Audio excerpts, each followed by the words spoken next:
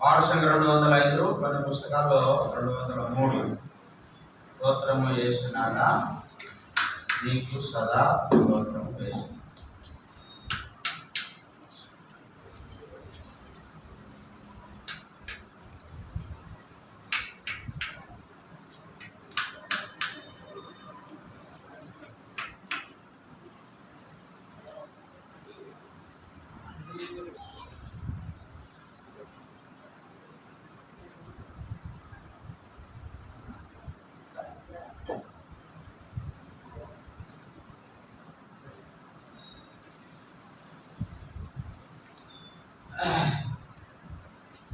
రెండు 205 కొన్ని పుస్తకాల్లో 203 స్తోత్రము యేసునాథా.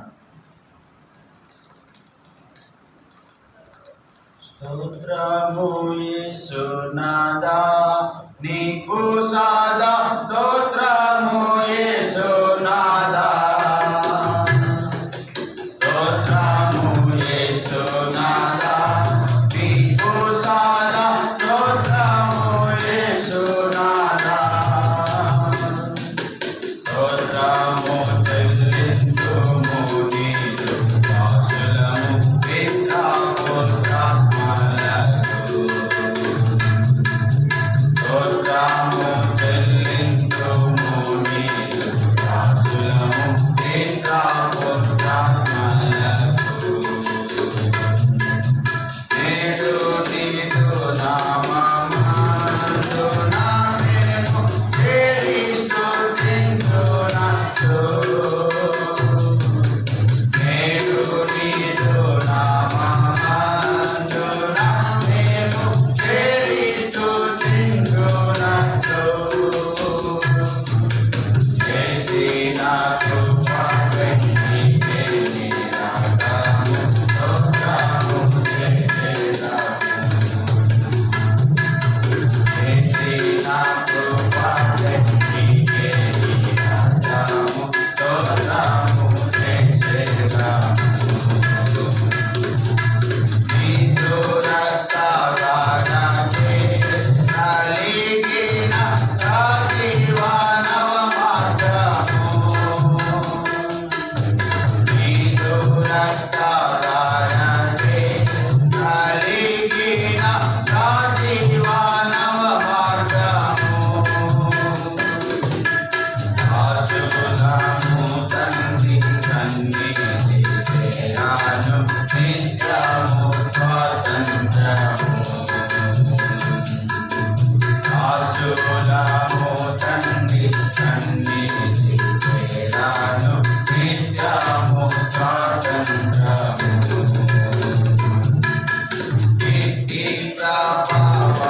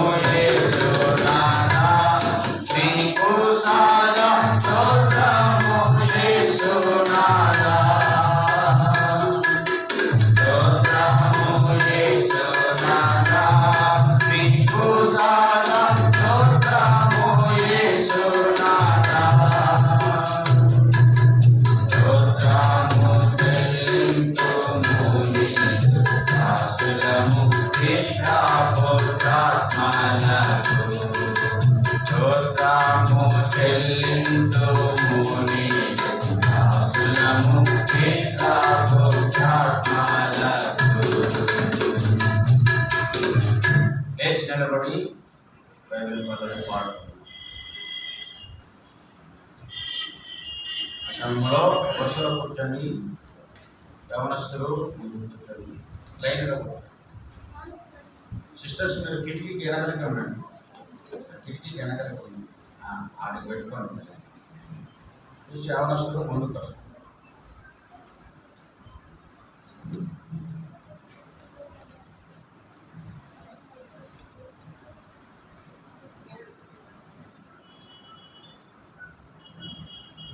బైబిల్ తల కంటే పైగా ఎత్తాను.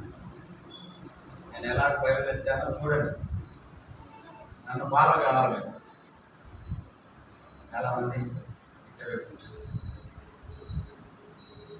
పఠింప శ్రేష్ఠ గ్రంథము బైబిల్, పఠింప శ్రేష్ఠ గ్రంథము బైబిల్, అనుదినము పఠించిన ప్రేమతోడ నడుపును.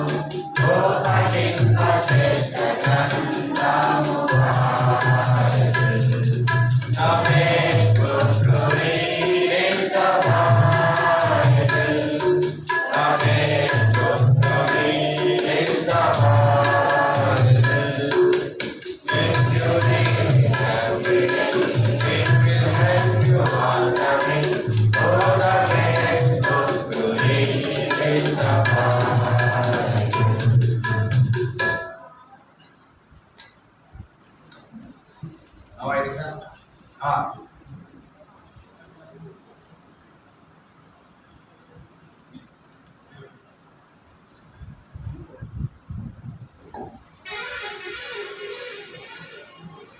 ప్రభువును ఆరాధించడానికి ముందు దేవుని యొక్క వాక్యములో నుండి పేతురు రాసిన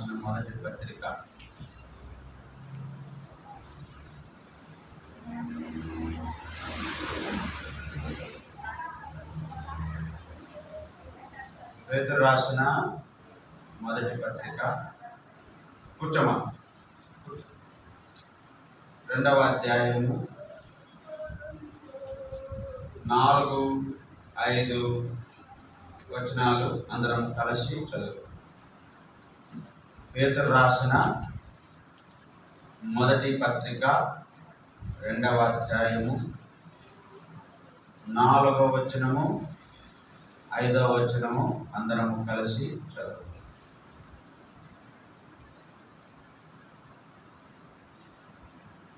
ముసుకేసు మనుష్యుల చేత విసర్జింపబడినను దేవుని దృష్టికి ఏర్పరచబడినది. అందరం కలిసి చదువుతామని చెప్పాను కదా. మనసు ఎక్కడో ఉంటుంది. ఎందుకు ఏదో అన్న చెప్పినాడని అందరూ అక్కడ చదువుతాం. మొన్న దేశ రావడం చెప్పినప్పుడు నాకు కొంత వెలిగించదు. మనం బయట చదువుతుంటామంటే మన మనసు ఎక్కడో ఉంటుంది. ఇక్కడ కూర్చొని ఉంటాము, మన మనసు ఎక్కడో ఉంటుంది. మనం వింటూ ఉంటాము కానీ మన మనసు అంతా ఎక్కడో ఉంటుంది. అది ప్రార్థన చేస్తూ ఉంటాం కానీ మన మనసు ఎక్కడో ఉంటుంది. అది అంత దేవునికి అంగీకారంగా ఉండదని చెప్పినప్పుడు నేను కొంచెం గ్రహించాను. కనుక మనం గ్రహించాలి. వాక్యం చదువుకున్నాము అందరం కలిసి ఉన్నప్పుడు అందరం మనసు దీని మీద పెట్టండి. పేతురు రాసిన మొదటి పత్రిక 2వ అధ్యాయం 4వ వచనం 5వ వచనం అందరము కలిసి చదువుతాం. గట్టిగా చదవండి. నాకంటే గట్టిగా మీరు చదవాలి. మనుష్యుల చేత రచింపబడిన దేవుని దృష్టికి ఏర్పరచబడిన అమూల్యము సత్యమైన రాయి ప్రభువునకు వచ్చిన వారు యేసుక్రీస్తు ద్వారా దేవునికి అనుకూలము ఆత్మ సంబంధమైన పొరలు అర్పించారు. పరిశుద్ధ యాజకులుగా ఉన్నట్టు మీరును సజీవమైన రాళ్ళకు ఆత్మ సంబంధమైన మందిరముగా కట్టబడుచున్నారు. ప్రార్థన చేస్తున్నాము. మోకరించగలిగిన వారంతా కూడా మోకరించాలి. యవనస్తులు, ముఖ్యంగా పిల్లలు, సండే స్కూల్ పిల్లలు మోకరించాలి.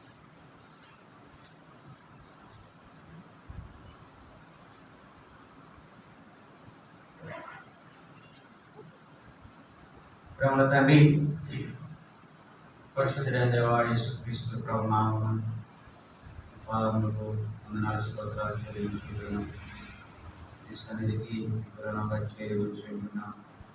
ఈ సన్నిధిలో మేము గడిపే సమయం ఇంకా దీవెనకరంగా వినయముతో భయభక్తులతో మీ సన్నిధిలో మేము గడపగలుగుటకు మాకు సహాయించి మమ్మల్ని దీనులుగా మమ్మల్ని అంగీకరించి పెరిగిన నలిగిన మనస్సు దేవునికి ఇష్టమైన ఆరాధన ప్రభావ అలాగే మేము విరిగిన నలిగిన మనస్సుతో దీనులమై నిన్ను గుర్తించి నిన్ను పెరిగి ఆరాధించినట్టుగా మీరే మాకు సహాయించు.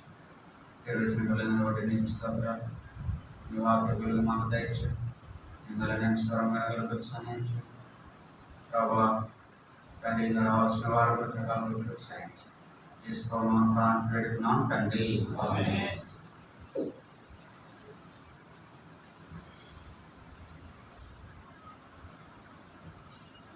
పేతురు రాసిన మొదటి పత్రిక 1వ అధ్యాయము 2వ అధ్యాయము 3-4 వచనాల్లో మనం చదువుకున్నప్పుడు యేసుక్రీస్తు ద్వారా దేవునికి అనుకూలమగు ఆత్మ సంబంధమైన బలులు అర్పించుటకు అన్నారు. ఆత్మ సంబంధమైన బలులు, ఆత్మ సంబంధమైన మందిరము అని 2 విషయాలు ఇక్కడ జ్ఞాపకం చేస్తున్నారు. ఆత్మ సంబంధమైన బలులు, ఆత్మ సంబంధమైన మందిరం. కనుక బలులు అనేవి ఎక్కడ అర్పించేవారు అంటే మందిరంలో అర్పిస్తారు. ఎక్కడ అర్పిస్తారు చెప్పండి? బలులు ఒక దేవాలయంలో, మందిరంలో అర్పిస్తారు. కాబట్టి ఆత్మ సంబంధమైన బలులు అర్పించేటువంటి వారంగా మనము ఆత్మ సంబంధమైన వారముగా, ఆత్మ సంబంధమైన బలులు అర్పించే వారముగా, ఆత్మ సంబంధమైన మందిరముగా మనము ఉంటున్నాం అనేది మనము జ్ఞాపకం చేసుకొని అదే కాలం ప్రభువును ఆరాధిస్తాం. మనం ఆత్మ సంబంధమైన బలులు అర్పించుటకు ఆత్మ సంబంధమైన మందిరములో ప్రవేశిస్తున్నాం. కనుక దాని కొరకు మనం ఏం చేయబడ్డామంటే ఆత్మ యందు మనం కడగబడి, పరిశుద్ధాత్మ ద్వారా మనము శుద్ధి చేయబడి, పరిశుద్ధపరచబడిన వారముగా, పరిశుద్ధ యాజకులముగా, పరిశుద్ధమైనటువంటి బలి తీసుకొని పరిశుద్ధమైనటువంటి మందిరములోనికి ప్రవేశించి పరిశుద్ధమైనటువంటి ఆ కట్టడములో మనము పరిశుద్ధముగా మనము అనగా బలులు అర్పిస్తాం, అనగా మన ఆరాధనను అర్పిస్తాం. కాబట్టి ఆత్మ సంబంధమైన బలి, ఆత్మ సంబంధమైన మందిరము, ఆత్మ సంబంధమైనటువంటి వారు మాత్రమే దాన్ని చేయగలరు. ఎవరైతే పరిశుద్ధాత్మ దేవుని చేత దర్శించబడి, పరిశుద్ధాత్మ దేవుని చేత తాకబడి, పరిశుద్ధాత్మ దేవుని యొక్క నడిపింపులో ఉండి, పరిశుద్ధాత్మ దేవుని యొక్క ఆధీనములో ఉండి, ఆ పరిశుద్ధాత్మ దేవుని యొక్క శిరస్వత్వము కింద ఉన్నటువంటి వారు ఆ ఆత్మ సంబంధమైనటువంటి బలులు అర్పించేటువంటి వారుగా, అది ప్రభు మన నుండి కోరేటువంటిది. ఆత్మ సంబంధంగా మనము జీవించి ఆత్మ సంబంధమైన జీవితంతో ఆత్మ సంబంధమైన బలి అనగా అర్పణ ప్రభు యొద్దకు మనం తీసుకొని రావాలి. అక్కడికి అంటే ఆత్మ సంబంధమైన మందిరములోనికి, అనగా ఆత్మ మందిరముగా కట్టబడుతున్నాము కనుక ఆత్మ సంబంధమైన మందిరములోనికి మనం ప్రవేశిస్తాం. ఇది భౌతికమైన మందిరం, ఈ కట్టడం ఇది భౌతికమైనది. అయితే ఇక్కడ మనం చేరి వచ్చిన మనము ఆత్మ సంబంధముగా ఆత్మీయమైన జీవితం జీవించే వారంగా మన ఆత్మతో ప్రభుని ఆరాధిస్తాం. అందుకే ఆ సమరయ స్త్రీతో ప్రభు చెప్పిన మాట ఏంటంటే, అమ్మా ఒక కాలం వస్తుంది, మీరు ఈ పర్వతం మీద అనగా ఈ పర్వతంలో మీరు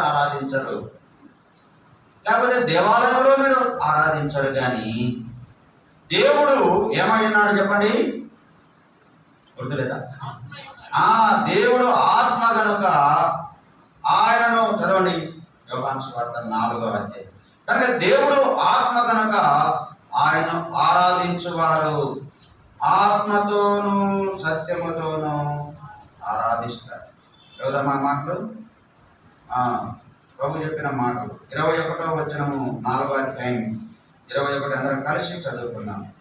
21 కలిసి చదువుకున్నాం. అమ్మా, ఒక కాలము వచ్చుచున్నది, ఆ కాలమందు ఈ పర్వతం మీదనైనను యెరూషలేములోనైనను మీరు తండ్రిని ఆరాధింపరు. నా మాట నమ్ముము.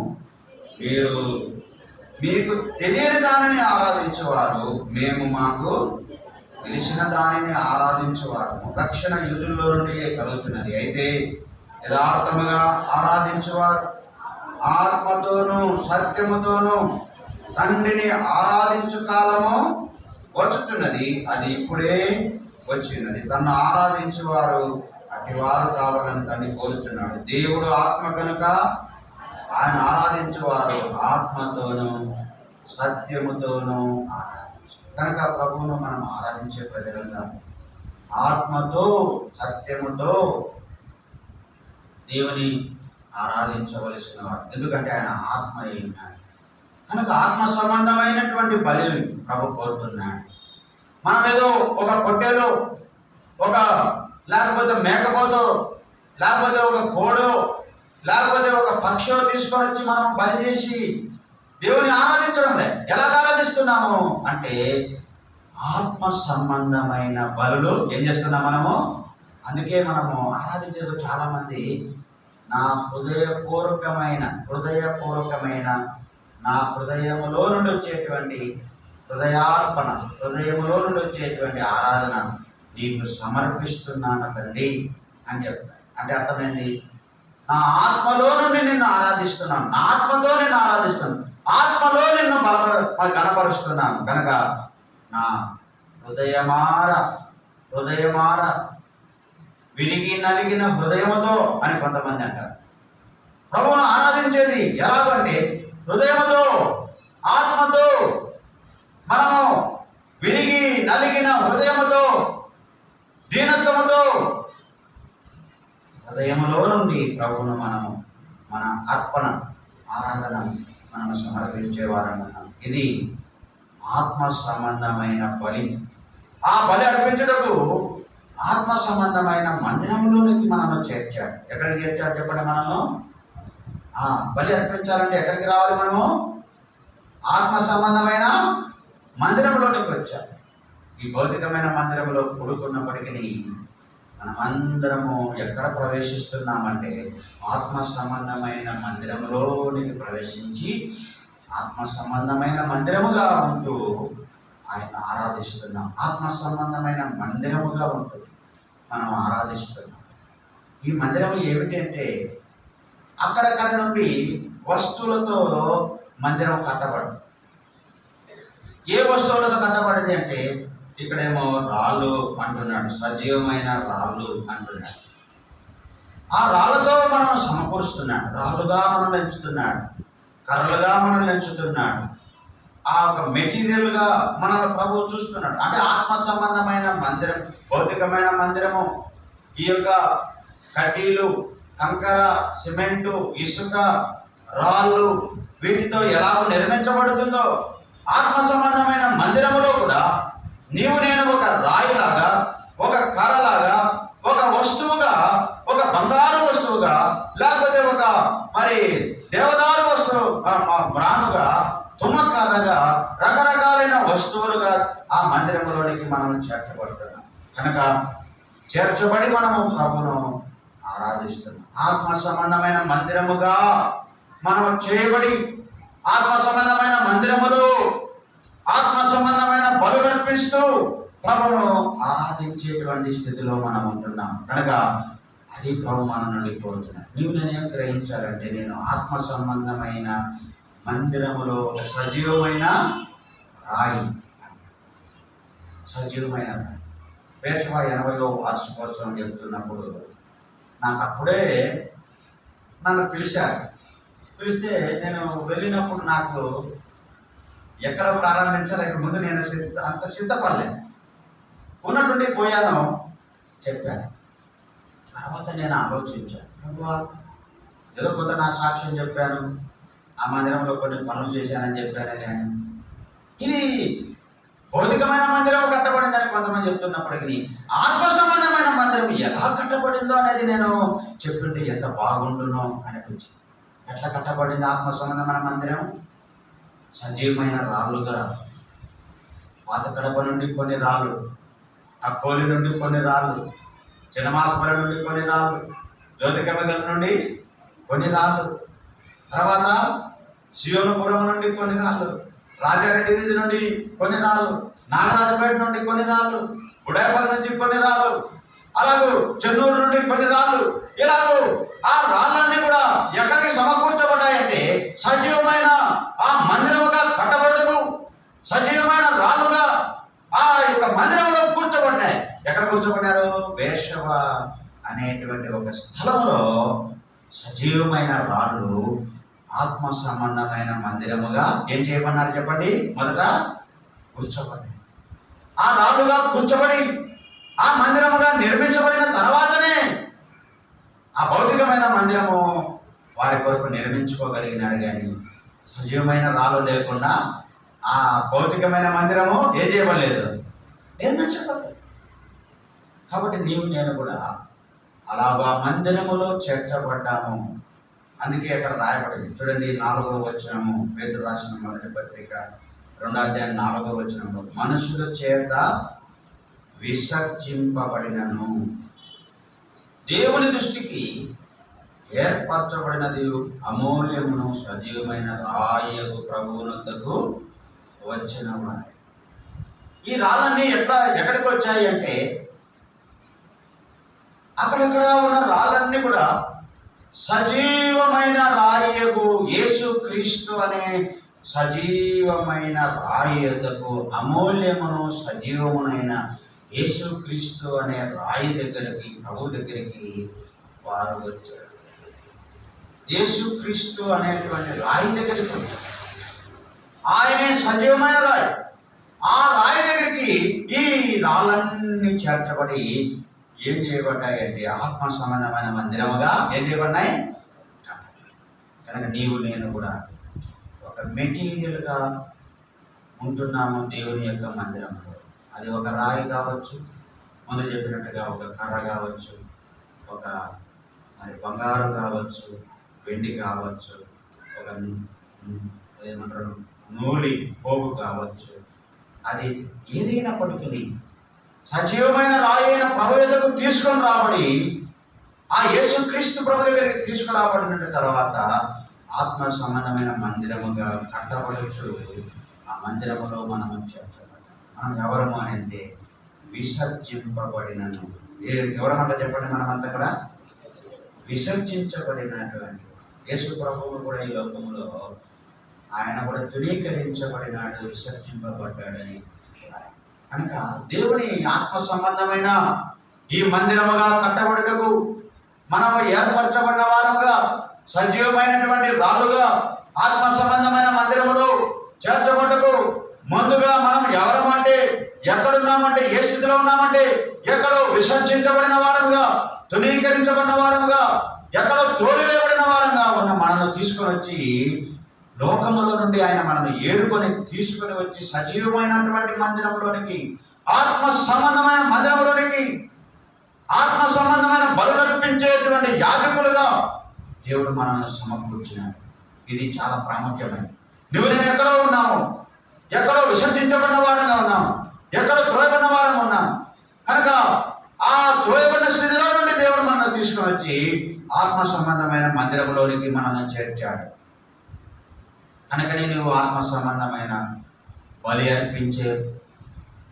అర్పించేటువంటి ఆత్మతో సత్యత ఆరాధించే వ్యక్తిగా నువ్వు చేయబడ్డావు. ఎక్కడో ధృవీకరించబడిన వారు, ఎక్కడో పడదొరబడిన వారు ఈ బిల్డింగ్లోనికి చేర్చబడడానికి ముందుగా ఒక ఇటుక కానీ, ఒక కడ్డీలు కానీ, ఒక వస్తువు ఏదైనా కూడా మొదట ఈ మందిరంలోనికి రాకముందు అది ఎక్కడో ఏం చేయబడి చెప్పండి, ఎక్కడో ఉంటుంది. ఎక్కడో ఉన్నటువంటి ఆ వస్తువును తీసుకొని వచ్చి ఆత్మ మందిరంలో చేరుస్తారు. సరే, అలా చేర్చబడినటువంటి ఆ మందిరము ఎవరి కొరకు అంటే ప్రభు కొరకు. చూడండి, నిర్గమాకాండం 25 అధ్యాయంలో అక్కడ ఒక చక్కని మాట మనకు చెప్పబడు. నేను వారిలో నివసించినట్లు వారు నాకు ఒక పరిశుద్ధ స్థలమును నిర్మించారు. చదువుదామా? నిర్గమాకాండం 25 అధ్యాయం 8వ వచనము అందరము కలిసి చదువుతున్నాం. నిర్గమాకాండం 25 అధ్యాయం 8వ వచనం అందరం కలిసి చదువుతున్నాం. నేను వారిలో నివసించినట్లు వారు నాకు పరిశుద్ధ స్థలమును. ఎందుకు ఈ పరిశుద్ధ స్థలము? ఎందుకు ఈ ఆత్మ సంబంధమైన మందిరముగా చేయబడుతున్నాము? ఎందుకు ఆత్మ సంబంధమైన మందిరములో మనము సజీవమైన రాళ్ళుగా చేర్చబడుతున్నాం అంటే, నేను వారిలో నివసించినట్టు. ఎవరిలో నివసించినట్టు? ప్రభు మనలో ఉండడానికి, మనలో నివసించడానికి మనం ఆత్మ సంబంధమైన మందిరముగా నిర్మించబడు. కనుక ఆయన మనలో నివసించేటువంటి ఒక ఆత్మ సంబంధమైన మందిరముగా మనం కట్టబడుతున్నాం. కనుక నేను వారిలో నివసించడానికి, ప్రభు నివసించుటకు ఒక ఆలయముగా నిర్మించబడుతున్నాం, ఒక మందిరముగా మనము ఉంటున్నాం. ఆ మందిరములో ఒక రాయిగా ఉంటున్నాం, ఆ మందిరములో ఒక వస్తువుగా ఉంటున్నాం. ఆ వస్తువు ఏమిటంటే ఎక్కడో తునీకరించబడినటువంటి, విసర్జించబడినటువంటి ఆ వస్తువును తీసుకొని వచ్చి ఈ మందిరంలో చేరుస్తున్నాం. చేర్చినప్పుడు అది ఏమై చేయబడతా ఉందంటే దేవుడు నివసించేటువంటి ఒక ఆలయముగా, ఆత్మ సంబంధమైన మందిరముగా మనం చేయడం.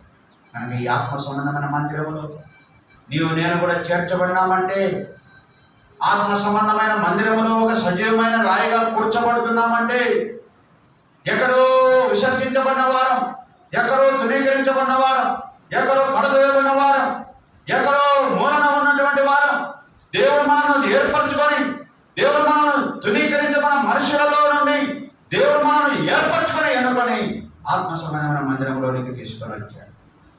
ఎందుకు అంటే ఆయన మనలో నివసించినట్టు. ఎందుకంటే ప్రభు మనం చేర్చింది మందిరంలో, మనలో ఆయన ఏం చేయడానికి? నివసించడానికి. ఆ నివసించేటువంటి మందిరముగా మనం, ఆయన నివసించే ఆలయంలో మనము కూడా చేర్చబడ్డాము, ఆయనతో చేర్చబడ్డాము, ఆత్మ సంబంధమైన మందిరముగా.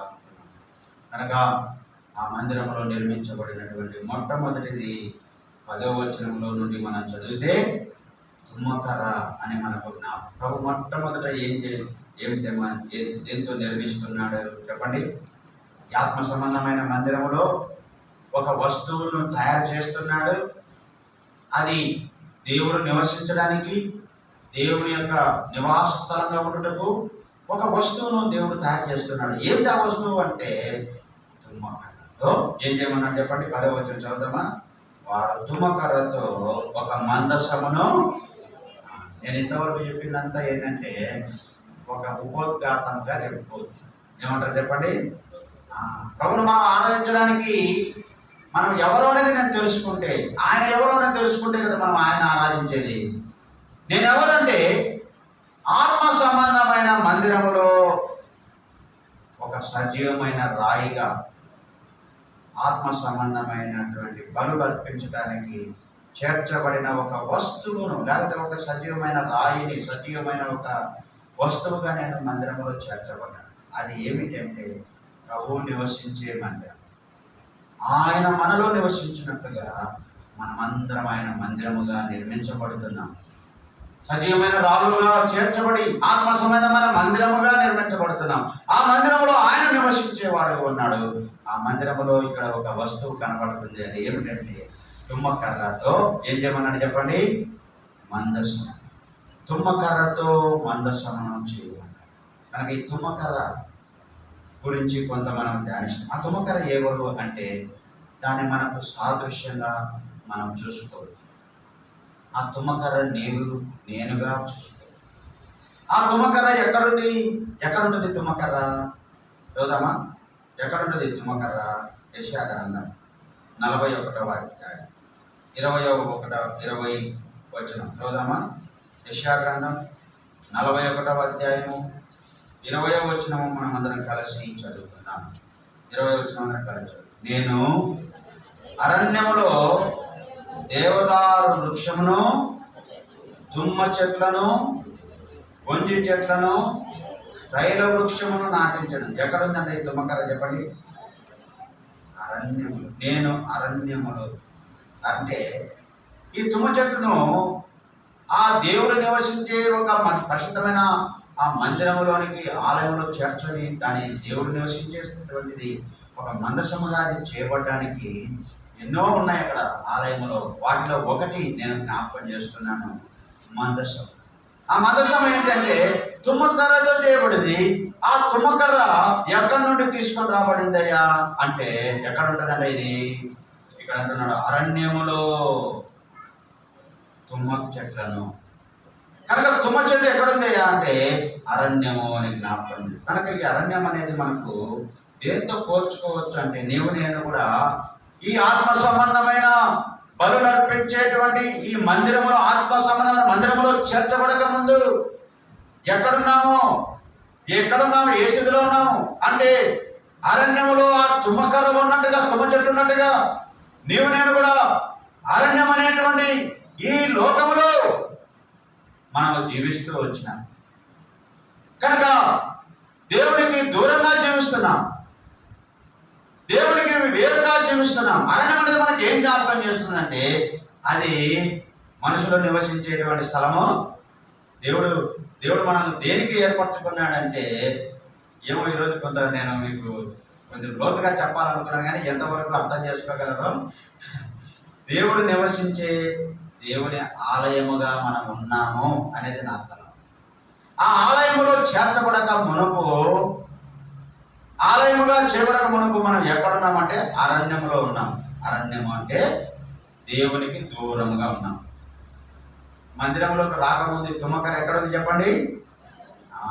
దూరంగా ఉంది. మందిరానికి దూరంగా ఉంది అనుకోలే, దేవునికి దూరంగా.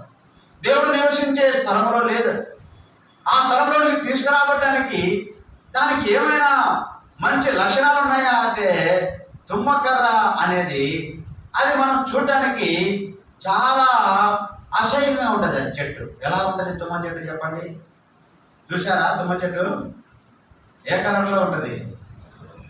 నేను చిన్నప్పుడు మా ఊళ్ళో ఊరికి పోతే ఆ ఊరిలో తుమ్మ చెట్లు ఉండేటివి. ఆ తుమ్మ చెట్లు ఎలాగ ఉండేవంటే నల్లగా ఇంతలా ఉండేటివి. దానికి అంతా బంక కారుతా ఉంటుంది. దాని ముళ్ళు చాలా పొడుగ్గా ఉంటాయి, నీకు తెలుసు ఇంకా. కాబట్టి ఆ తుమ్మ చెట్టు చాలా నల్లగా అది కనబడుతుంది. కనుక దాని రూపము అది నలుపు అని మనకు జ్ఞాపకం. కనుక మన జీవితం అది పాపానికి గుర్తు, లోకములో ఉంటున్న వ్యక్తికి సాదృశ్యంగా ఈ తుమ్మ చెట్టు మనకు చూపిస్తాము. ఈ తుమ్మ చెట్టు లోకములో పాపములో ఉన్న వ్యక్తిని చూపిస్తాము. లోకములో పాపములో ఉన్న వ్యక్తి, దేవునికి దూరంగా ఉన్న వ్యక్తి, దేవునికి మరి ఉపయోగం లేని వ్యక్తిగా నీవు నేను లోకంలో జీవిస్తున్నామనేది మనకు జ్ఞాపకం చేస్తుంది. అలాంటి స్థితిలో ఉన్న మనను ఎక్కడికి తీసుకొని వచ్చాడు? దేవుడు నివసించే పరిశుద్ధ ఆత్మ మందిరములోనికి నిన్ను నన్ను చేర్చు. ఒకసారి సామెలన్న జ్యోతికమ్మకల నుండి వచ్చినప్పుడు ఆయన వర్తమానం చెప్తూ ఆయన అన్నాడు, మేము బేర్షెబాకు వెళ్తున్నప్పుడు మేము చాలా బీదవారముగా, సరైన బట్టలు లేని వారంగా, సరైనటువంటి తిండి లేనటువంటి వారంగా మేము ఆ మందిరంలో పోయి కూర్చుంటే మేము ఆ మందిరంలో ఎట్లుండేవారం అంటే ఎన్నిక లేని వారంగా ఉన్నాము. అయితే దేవుడు మమ్మల్ని ఆ స్థితిలో నుండి మేము అలా వెళ్తూ వచ్చాము. అయితే దేవుడు మమ్మల్ని ఇప్పుడు ఎలాగ చేశాడు అంటే ఒక ఉన్నతమైన స్థితిలోనికి తీసుకొని ఆయన దేవుని మందిరంలో అక్కడ నుండి ప్రవహించిన ప్రవాహంలో ఇక్కడ చెన్నూరులో ఒక మందిరము, జ్యోతికమ్మకలో ఒక మందిరము కట్టబడి ఆ మందిరములో ఇప్పుడు మేము ఒక ఆరాధికులముగా, పాటలు పాడేవారముగా, వాయిద్యాలు వాయించేవారంగా ఒక సంఘాలను కట్టి ఆత్మను సమకూర్చేటువంటి పనిలో ఆయన చేతిలో పని వారినిగా దేవుడు చేశాడు. కానీ మేము ఇప్పుడు అప్పుడు ఎట్టున్నామంటే ఎక్కడో త్రోయబడిన వారం అన్నాడు. అది నా తలంపు. హృదయంలో కూర్చుంటారు. వాస్తవంగా దేవుడు మనల్ని ఏర్పరచుకున్న విధానం, ఈ తుమ్మకలను ఎక్కడో ఉన్నటువంటి ఆ అడవిలో ఉన్నటువంటి ఆ తుమ్మ చెట్టును ఎక్కడికి తీసుకొని వస్తున్నాడు అంటే ఆ తుమ్మకరతో ఒక చక్కని మందసం చేయమంటున్నాడు. అది దేవుని నివసించే ఆలయంలో ఒక వస్తువుగా దాన్ని దేవుడు ఎన్నుకున్నాడు. అలాగే నీవు నేను కూడా ఎక్కడో త్రోయబడినటువంటి నిన్ను నన్ను దేవుడు తన మందిరములో చేర్చాడు. ఏ మందిరం అయ్యా అంటే ఈ భౌతికమైన కట్టబడిన ఈ మందిరములో కాదు, ఆత్మ సంబంధమైన మందిరములో నిన్ను చేర్చాడు. ఆత్మ సంబంధ మందిరములో ఒక ఆరాధకునిగా నిన్ను చేర్చాడు. ప్రభువును స్తుతించే వ్యక్తిగా చేశాడు. ప్రభు దగ్గరకు వచ్చి ఆయన స్తుతించి గణపరిచి ఆత్మ సంబంధమైన బలులు అర్పించి ఆయన హృదయాన్ని సంతోషపరిచి ఆయన హృదయానికి ఆనందం కలిగించే వ్యక్తిగా దేవుడు నిన్ను నన్ను చేశాడు. కాబట్టి ఎంత మనం సంతోషంతో ఆరాధించాలంటే ప్రభువా, ఎక్కడో విసర్జించబడిన వాడిని, ఎక్కడో తునీకరించబడిన వాడిని, ఎక్కడో త్రోయబడిన వాడిని నన్ను చూసి ఎవరు కూడా ఇష్టపడినటువంటి స్థితిలో నేనున్నాను. ఆ తుమ్మ చెట్టును చూసినప్పుడు దాని దగ్గరికి పోవడానికి కూడా ఎవరు ఇష్టపడరు. అదే మొలుస్తుంది. దానికి ఎవరు నీళ్లు కూడా ఎవరైనా తుమ్మ చెట్లు పెంచి నీళ్లు పోస్తారా? నేను మడక్షర్లో ఉన్నప్పుడు ఒక పెద్ద చెరువు ఉండేది. రెడ్డిపల్లి అనేటువంటి ఒక ఊరికి నేను స్వార్థకు వెళ్తున్నప్పుడు ఒక కట్ట చెరువులో ఆ కట్ట మీద వెళ్ళి చెరువు దగ్గర చూశానంటే చెరువు నిండా నీళ్ళు ఉంటాయి. ఆ చెరువులో ఈ తుమ్మ చెట్లన్నీ ఆ నీళ్ళలోనే బతుకుంటాయి. ఏంద్ర నాయన నాకు అనిపించేది, దీనికి ఏమిరా, కొన్ని ఏమైతాయి చెట్లు, మంచి చెట్టు అయితే సారవంతమైన చెట్టు అయితే నీరు ఎక్కువైతే అదేమైపోతుంది చెప్పండి, కుళ్ళిపోయి చనిపోతాయి. నీళ్ళు ఎక్కువ పెట్టినా చనిపోతాయి చెట్లు. అయితే ఈ తుమ్మ చెట్లకు అంత చెరువులో ఉంది. నేను అనుకున్నా, అప్పుడు తలంచాను, ఎందుకప్ప ఈ తుమ్మ చెట్టుని దేవుడు ఏర్పరచుకున్నాడు? ఇది ఏంటిది? నీళ్ళలో బతుకుతా ఉంది, అడవిలో బతుకుతా ఉంది, తోపక్కలో పడి ఉంటుంది. దానికి ఎవడు నీళ్లు పోసేవాడున్నాడు, దాన్ని ఎవడు చేర తీసేవాడున్నాడు, ఎక్కడ దాన్ని ఇష్టపడేవాడున్నాడు. దాని ముళ్ళు చాలా భయంకరంగా ఉంటాయి. ఇది మానవుని యొక్క జీవితం. దేవునికి దూరంగా లోకంలో జీవించేటువంటి వ్యక్తిగా విపరీతమైనటువంటి ముళ్ళతో, ఆ నలుపు రంగుతో, ఆ యొక్క చూడటానికి ఇష్టం లేనటువంటి స్థితిలో ఇంకా దానికి కాయలు ఉంటాయి.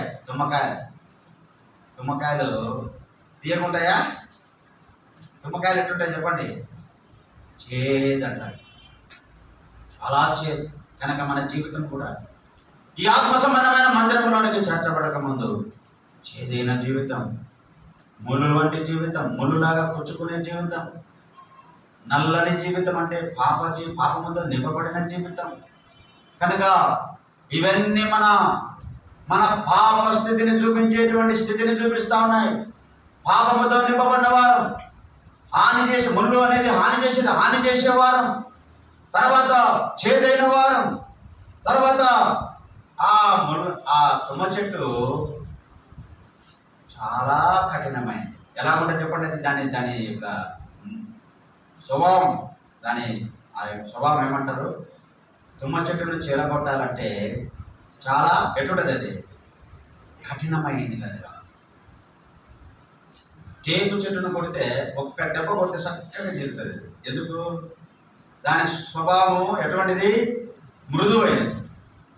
కానీ తుమ్మ చెట్టు స్వభావం ఎలాంటిదంటే కఠినమైనది. ఇది మన జీవితం.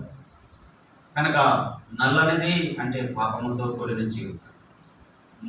ముళ్ళు చాలా పొడుగ్గా ఉంటాయి అంటే దాని ముళ్ళు చాలా గుచ్చుకునేది అంటే కీడు చేసేటువంటి స్వభావం. దాని కాయలు చేదు అంటే మన జీవితం అంతా, మన నోరు చేదే, మన చూపులు చేదే, మన మాటలు చేదే, మన దేహం అంతా చేదే. ఒక ఆయన అన్నాడు, పాముకు కూరల్లో విషయం ఉంటుంది కానీ మనుషునికి ఎక్కడ ఉంటుంది విషయం అంతా?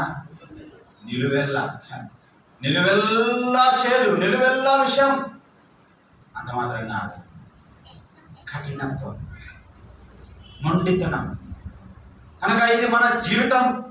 ఆ తుమ్మ చెట్టు యొక్క జీవితం చాలా కఠినమైనది, కఠినంగా ఉంటుంది. దాన్ని పగలగొట్టడానికి చాలా కష్టం.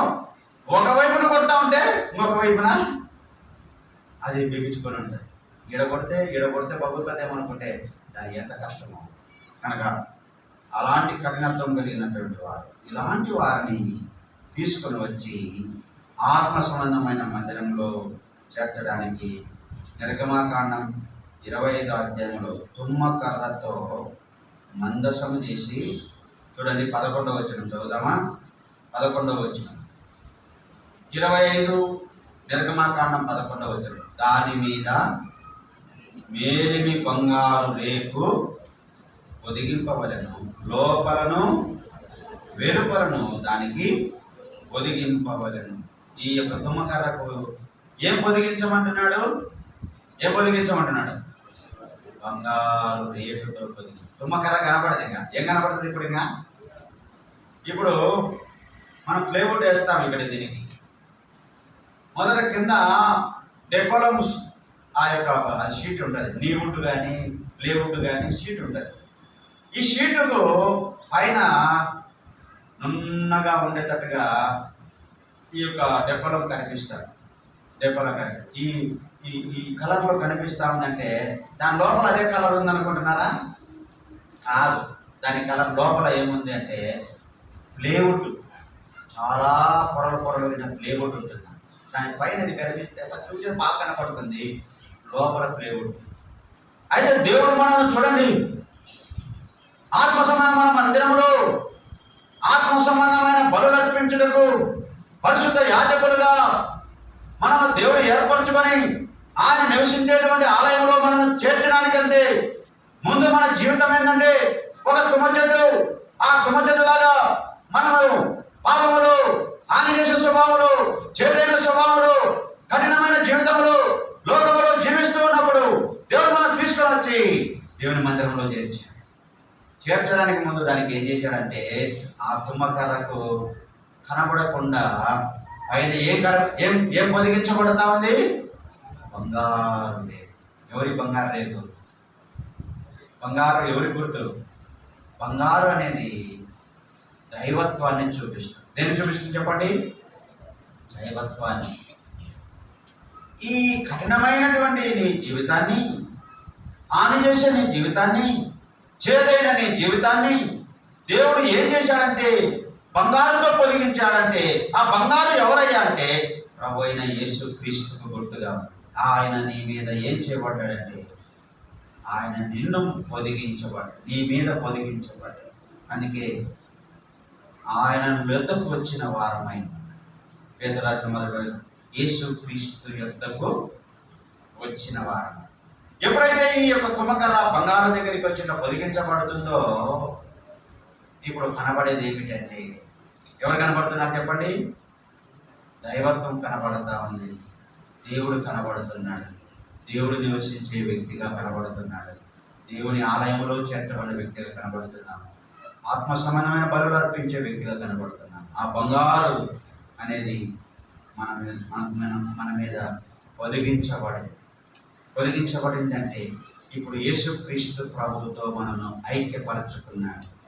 తుమ్మకర్ర లాంటి మనను దైవత్వంలోనికి తీసుకొని వచ్చాడు. కఠినత్తులను మనను ఆయనతో సమకూర్చుకున్నాడు. చేదైన మనను ఆయనతో రుచికల వారినిగా చేసుకున్నాడు. ఇలా మనం చెప్పుకుంటూ పోతే ఆయనతో ఇప్పుడు మనం చేర్చబడ్డాం కనుక ఇప్పుడు మనం తుమ్మకర్ర కనబడదు కానీ బంగారు కనబడతామండి.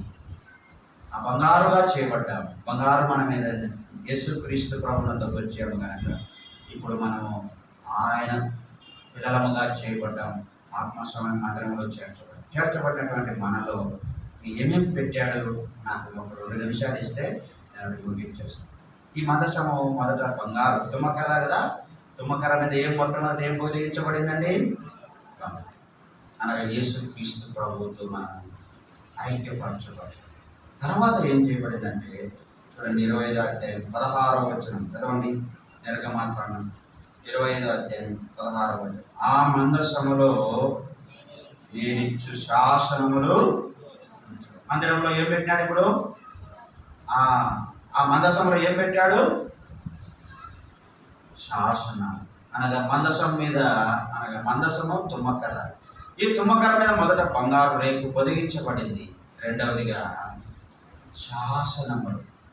నేనిచ్చిన పలకలు, నేను రాసిన పలకలు, నా వేలుతో రాసిన ఆ మాటలు ఎక్కడ ఉంచమంటున్నాడు చెప్పండి?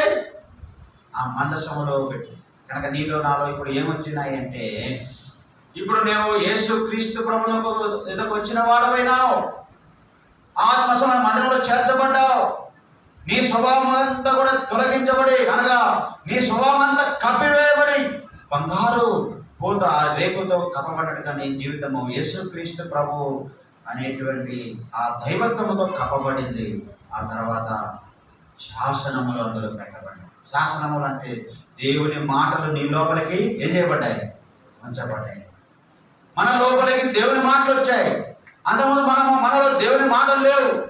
ఆ బంగారు, ఆ తుమ్మకరలో ఆ బంగారుతో కప్పబడిన తర్వాత అందులో దేవుని మాటలు మందసములో నేను రాసిన శాసనములు గల పలకలు అందులో ఉంచమని చెప్పాడు. ఆ తర్వాత అందులో మన్నా గల పాత్ర, క్లుప్తంగా చెప్పేశాను. మన్నా గల పాత్ర, అహరోను చిగురించిన కర్ర, ఇవన్నీ ఎక్కడ ఉన్నాయి చెప్పండి?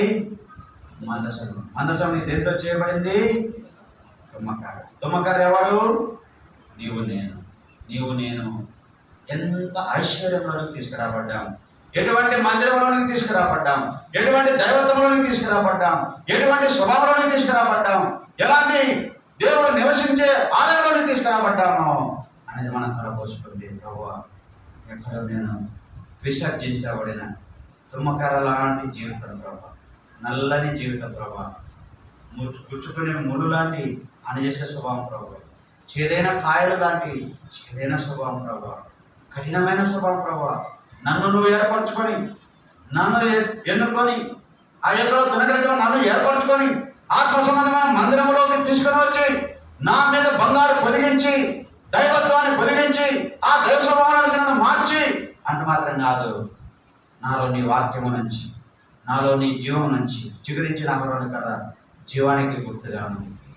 తర్వాత మన్నాగల పాత్ర, కనుక ఆ మన్నగల పాత్ర అందులో ఉంచబడింది అని మనకు జ్ఞాపకం. అలాగే ప్రభు మన ఆత్మసమ మందిరంలో చేర్చాడు కనుక సజీవమైన వారిగా, సజీవులముగా, ఆత్మ సంబంధమైన మందిరంలో ఆత్మ సంబంధమైన బలులు అర్పించే యాజకులముగా మనం ప్రభువును ఎలాగ ఆరాధిస్తాము? ఆత్మ సంబంధమైన మందిరములో ఆత్మతో సత్యముతో ప్రభువును ఆరాధిస్తాం. లేచిన కూడా ఒక పాట పాడుతున్నాను.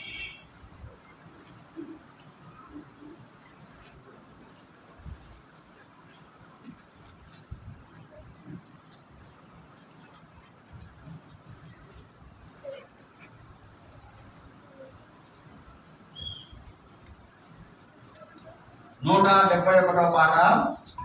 యవనస్తులు ముందుకు రండి. 171వ పాట.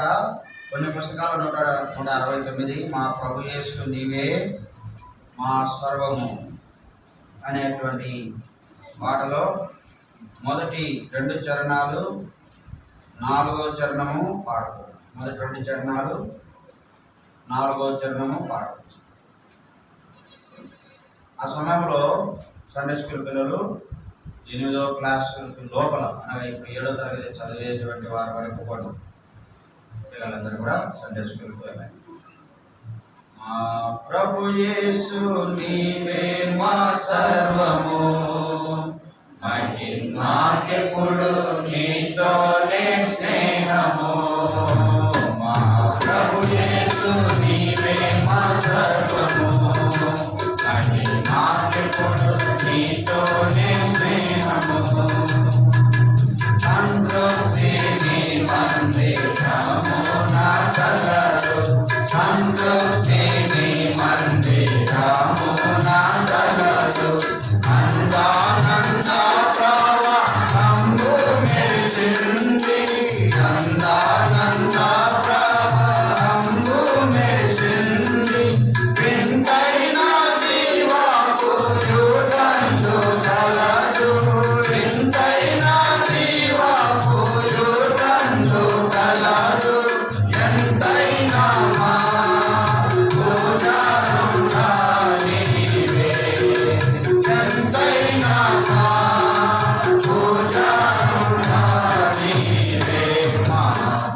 యేసు నీవే మా సర్వము నాకెప్పుడు నీతోనే స్నేహము ప్రభు యేసు నీవే మా సర్వము నాకెప్పుడు నీతోనే స్నేహము ఇంతటి ప్రేమను నేనెంతో పొందియు ఇంతటి ప్రేమను నేనెంతో పొందియు మొదటి ప్రేమ ఎంతో విడచి వెతికితిని మొదటి ప్రేమ ఎంతో విడచి వెతికితిని సదయా క్షమించి మొదటి ప్రేమ నిమ్మయ సదయా క్షమించి మొదటి ప్రేమ నిమ్మయ చదవంగునా పూజారుడాయి నీవే చదవంగునా పూజారుడాయి నీవే మా ప్రభు యేసు నీవే మా సర్వము నాకెప్పుడు నీతోనే స్నేహము ప్రభు యేసు నీవే మా సర్వము నాకెప్పుడు నీతోనే స్నేహము పరిశుద్ధమైనది నీ దివ్య నైజము పరిశుద్ధమైనది నీ దివ్య నైజము పరిశుద్ధమైన జీవితమే మా భాగ్యము పరిశుద్ధమైన జీవితమే మా భాగ్యము పరిశుద్ధ ప్రజలుగా మమ్ము సరిచేసి పరిశుద్ధ ప్రజలుగా మమ్ము సరిచేసి పాలించుము ప్రభు యేసు రాజా పాలించుము ప్రభు యేసు రాజా ప్రభు యేసు నీవే మా సర్వము నాకెప్పుడు నీతోనే స్నేహము ప్రభు యేసు నీవే మా సర్వము నాకెప్పుడు నీతోనే స్నేహము మోకరించండి కళ్ళు మూసుకోండి విన్న వర్తమానములో అంతా మనం చేయలేము కాబట్టి ఏదైతే మనకు అర్థమైందో గ్రహించగలిగినామో ఆ మాటలు కొన్ని మాటలైనా ప్రభు హృదయాన్ని సంతోషపరుస్తాయి ఎందుకంటే మనం ఆత్మ మందిరముగా చేయబడినామనేది గ్రహించి ఆ మందిరములో నేను ఎంత చేర్చబడ్డానబ్బా ఎక్కడి నుంచి వచ్చాను అని తెలుసుకొని ఆరాధిస్తే ఆయన ఎంతో మన విషయమై సంతోషిస్తాడు అలాగే ఆరాధించే విషయంలో మన సాయం చేయలేదు మొదట సండే స్కూల్కి వెళ్ళేవారు ఆ తర్వాత మరి వంట పరిచర్యకు వెళ్ళేవారు ఆ తర్వాత మరి వాళ్ళ ముందున్నవారు ఆ తర్వాత వాళ్ళ వెనక ఉన్నవారు బయట ఉన్నవారు అలాగే మనం క్రమంగా ప్రభువును ఆరాధిస్తాం కళ్ళు మూసుకోండి మధ్యలో లేచిపోకండి నేను ప్రతి ఆదివారం మీకు తెలియజేసేది ఏంటంటే మీరు లేచిపోకూడదని నా మనవి ఇది ఆరాధన సమయంలో అటు తిరిగే సమయం కాదు భయభక్తులతో మనం కూర్చునే సమయం ఇది కాబట్టి అక్కడిక్కడ వెళ్ళకండి భయభక్తులతో ప్రవచనలో కూర్చొని మనం ఆత్మ సంబంధమైన మందిరముగా ఉంటున్నామనే గ్రహింపుతో ఆత్మతో సత్యముతో ప్రభువును ఆరాధిస్తాం ప్రారంభించాం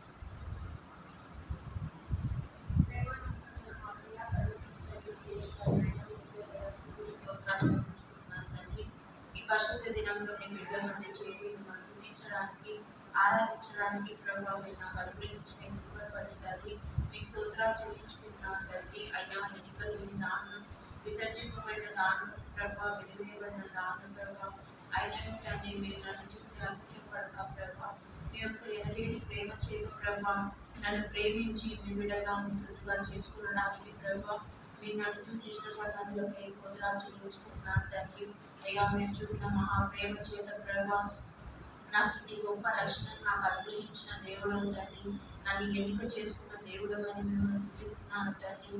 అయ్యా, ఎంతో మంది ధనవంతులు గొప్పవారు ఉన్నప్పటికీ ప్రభా, ఎందుకు పనికిరాని నీచురాలనైనా నన్ను మీరు ఏర్పరచుకున్నట్లుగా ప్రభా మీకు స్తోత్రాలు చెల్లించుకుంటున్నాను తండ్రి. ఇంత గొప్ప రక్షణను, ఇంత గొప్ప భాగ్యమును ప్రభా మీరు నాకు అనుగ్రహించిన దేవుడు తండ్రి. అయినను ప్రభా మీకు ఏమి ఇవ్వలేదని ఒప్పుకుంటూ నా యొక్క స్తుతి ఆరాధన యేసయ్య బంగారు పాదములకే సమర్పించి ఆరాధిస్తున్నాను తండ్రి.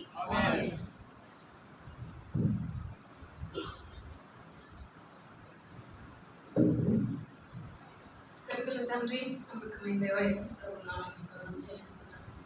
గడిచిన వారం కూడా కాపాడి తీసుకొచ్చిన ప్రత్యేకను మగని బట్టి ఉన్నాను. నిజంగా నేను కూడా తుమ్మకరాని ప్రభా అయినటువంటి నన్ను కూడా ఎక్కువ పనికిరాని ఉపయోగకరమైనటువంటి నన్ను కూడా మీరు ఏర్పరచుకొని నీకు నీటిలో ఉపయోగకరమైనటువంటి పాత్రలు నన్ను ఇష్టపరచుకొని ప్రభా ఇంతవరకు నీ కాపుదలని భద్రతలో కాపాడుతూ భద్రపరుస్తూ నడిపిస్తూ నా జీవితంలో చేసిన ప్రతి బట్టి వల్ల స్తోత్రం చెల్లించుకుని హృదయకాలం నా స్తుతి ఆరాధన బంగారు పాదములకి సమర్పించుకుంటున్నాను తండ్రి. ఆమేన్.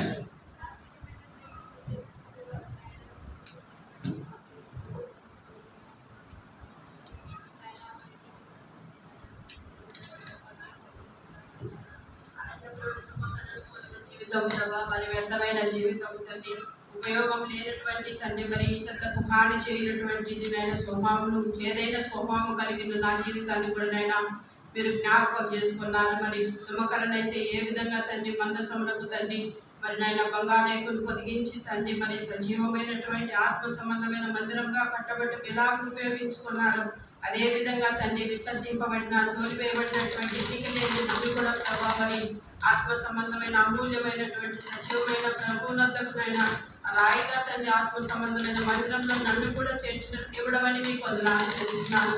ఎందుకంటే నాకు నీలో గొప్ప రక్షణ వాక్యం ఇచ్చి నాయన జీవం గల దేవుని సన్నిధిలో జీవాధిపతి అయిన దేవుని ఆరాధించటము తండ్రి మీరు నాకు ఇచ్చినటువంటి గొప్ప రక్షణను బట్టి మీకు ఏమి చెల్లించగలను తండ్రి.